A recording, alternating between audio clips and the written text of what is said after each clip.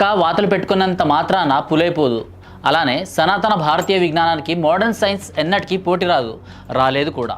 ఎందుకంటే భారతీయ విజ్ఞానం మానవుడిని ప్రకృతితో అనుసంధానం చేస్తుంది. అదే మోడర్న్ సైన్స్ మానవుడిని ప్రకృతి నుంచి వేరు చేయాలని చూస్తుంది, దాంతోనే బిజినెస్ చేస్తుంది.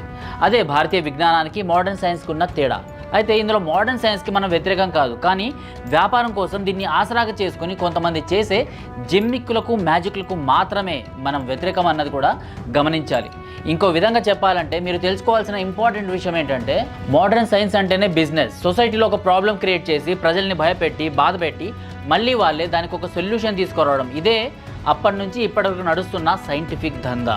మోడర్నిటీ పేరుతో ఈ వ్యాపారవేత్తలు చేసే అరాచకాలు ఎన్నెన్నో. వాళ్ళు ఎంత తిరిగినా ఎక్కడ తిరిగినా మళ్ళీ తిరిగి రావాల్సింది మన భారతదేశానికి, తెలుసుకోవాల్సింది మన సనాతన భారత విజ్ఞానాన్ని. అందుకే ఈ మధ్య మా టూత్పేస్ట్లో ఉప్పు ఉంది, మా షాంపూలో కుంకుడుకాయ ఉంది అంటూ మళ్ళీ మన దగ్గరికి వస్తున్నారు, బిజినెస్ చేస్తున్నారు. మన దౌర్భాగ్యం ఏంటంటే మన స్వదేశీ ప్రొడక్ట్స్ ఎన్ని వచ్చినా ఎంత ఆర్గానిక్ అయినా కూడా మనం మాత్రం విదేశీ వస్తువులకే